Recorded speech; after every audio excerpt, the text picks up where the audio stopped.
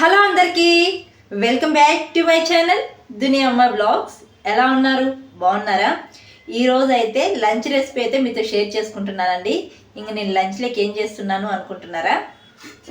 ఇది చూడండి, క్యాబేజీతో మీరు ఫ్రై చేసుంటారు, అలాగే మసాలా కర్రీ చేస్తుంటారు, ఎగ్ వేసి క్యాబేజీ ఫ్రై కూడా చేస్తుంటారు. ఇలా చాలా రకాలుగా చేస్తూ ఉంటారు కదా క్యాబేజీతో. ఈరోజు అయితే నేను క్యాబేజీ బోండాలు అయితే చేస్తున్నాను. చాలా బాగుంటుందండి ఈ క్యాబేజీ బోండాలు అయితే. ఇంకా ఈ క్యాబేజీ బోండాలతో పాటు గోంగూర చట్నీ కూడా చేస్తున్నాను. రాయలసీమ గోంగూర చట్నీ చాలా బాగుంటుంది కదా. ఇంక ఈ రెండు అయితే ఈరోజు మీతో షేర్ చేసుకుంటున్నానండి. చాలా బాగుంటుంది. చట్నీలోకి బోండాలు నంచుకొని తింటే చాలా బాగుంటుంది కదా. ఇంకా క్యాబేజీ బోండాలు ఎప్పుడైనా మీరు చేశారా? చేయకుండా ఉంటే ఈ వీడియో చూసి చేసేయండి. చాలా బాగుంటాయండి. ఈ పప్పులోకి నంచుకోవడం కానీ, ఇలా చట్నీలు చేసుకున్నప్పుడు నంచుకొని తినడానికి చాలా బాగుంటాయి.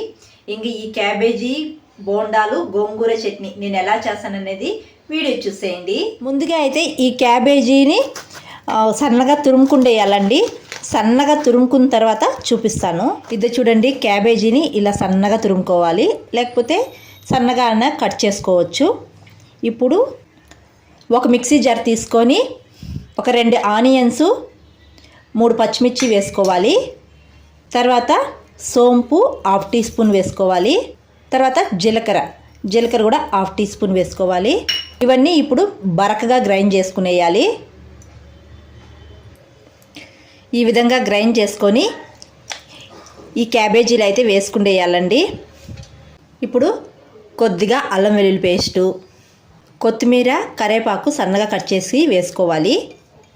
తర్వాత 1/2 టీ స్పూన్ గరం మసాలా, తర్వాత శనగపిండి అండి, మనకి ఎంత అవసరమో అంత వేసుకోవాలి. తర్వాత బియ్యపిండి, తర్వాత రుచికి తగిన సాల్టు, తర్వాత రెడ్ చిల్లీ పౌడర్ కొద్దిగా, ఇవన్నీ వేసుకొని బాగా కలుపుకునేయాలండి. మనం వేసినవన్నీ క్యాబేజీలో బాగా కలిసే విధంగా కలుపుకునేయాలి. చూడండి, ఇలా కలుపుకునేసిన తర్వాత కొద్దిగా వాటర్ వేసుకుంటూ లూజ్గా కలుపుకోవాలి.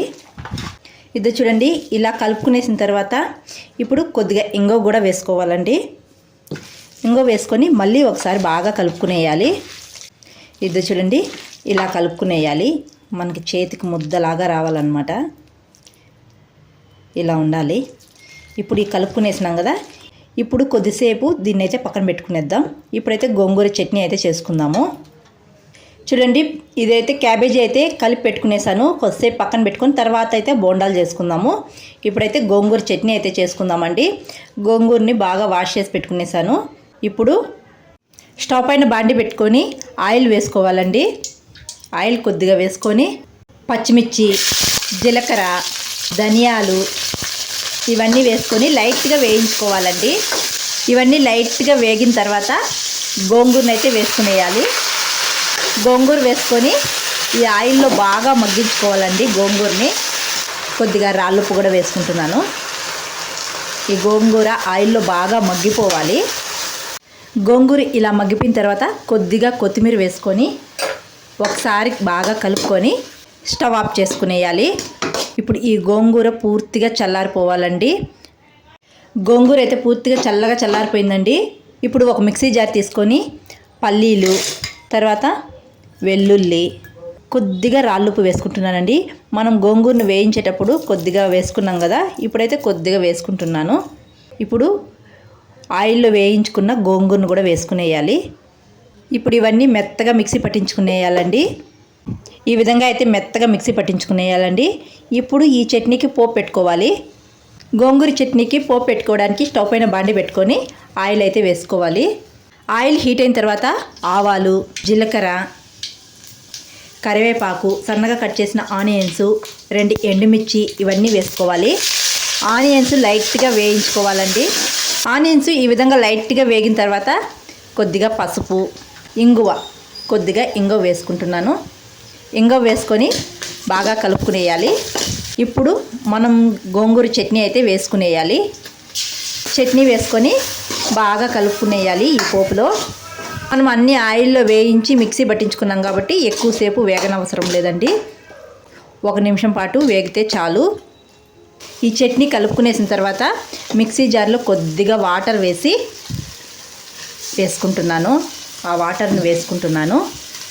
వాటర్ వేసుకొని ఒకసారి బాగా కలుపుకునేసి 1 నిమిషం వరకు బాగా ఉడకనివ్వాలి ఈ చట్నీని.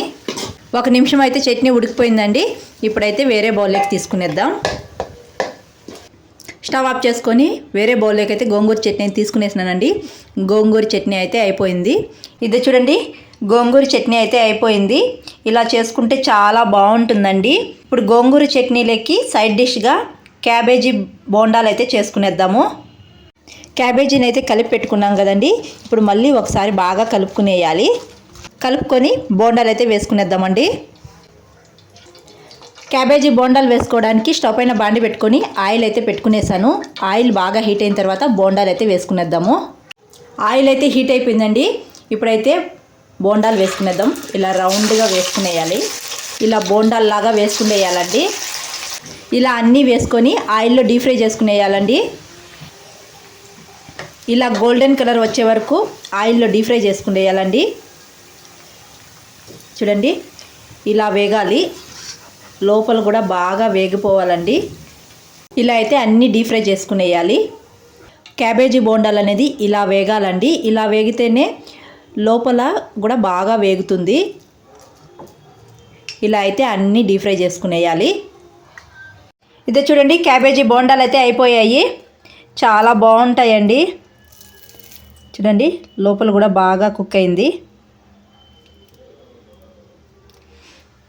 అలాగే గోంగూర చట్నీ కూడా అయిపోయింది. ఇంకా వేడివేడిగా రైస్ కూడా చేసేసినానండి. ఇట్లా చూడండి, ఇంక సర్వ్ చేసుకొని తినడమే. మా లంచ్ అయితే అయిపోయిందండి. గోంగూర చట్నీ, క్యాబేజీ బోండాలు. క్యాబేజీ బోండాలు చాలా బాగుంటాయండి ఇలా చేసుకుంటే. ఇంకా గోంగూర చట్నీ కూడా ఇలా చేస్తే రాగి సంగట్లేకైనా రైస్ లేకైనా చాలా బాగుంటుంది. ఈరోజైతే మా లంచ్ ఇదనమాట. ఇంకా క్యాబేజీ బోండాలు అయితే లోపల కూడా బాగా కుక్ అయిపోయాయండి. ఇది చూడండి, బాగా కుక్ అయిపోయాయి. టేస్ట్ చేసేద్దాం.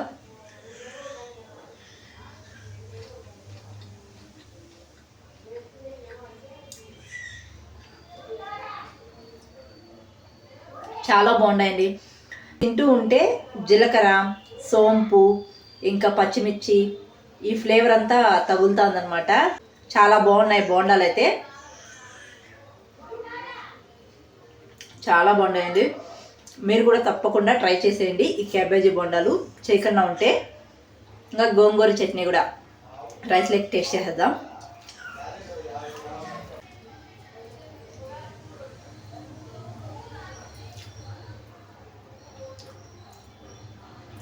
కమ్మగా ఉందండి, చాలా బాగుంది.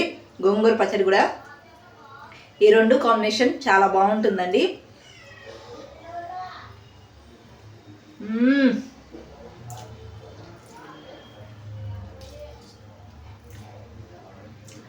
గోంగూర పచ్చడి చేసుకున్నప్పుడు ఇలా నంజుకోవడానికి ఏదో ఒకటి చేసుకుంటే బాగుంటుంది కదా. ఈరోజు అయితే క్యాబేజీ బోండాలు బాగున్నాయి గోంగూర పచ్చడిలోకి. మీరు కూడా తప్పకుండా ట్రై చేసేయండి. అలాగే ఈ వీడియో మీకు నచ్చినట్టే వీడియోకి ఒక లైక్ చేసి, కొత్తగా ఎవరైనా మన ఛానల్ చూస్తుంటే సబ్స్క్రైబ్ చేయండి. మీరు చేసే ఒక లైక్ నాకు మోర్ వీడియోస్ చేయడానికి ఎంకరేజింగ్గా ఉంటుందండి. మరొక వీడియోలో మళ్ళీ కలుద్దాం. అంతవరకు టు ఫాలో దునియా my vlogs. Thanks for watching. Bye.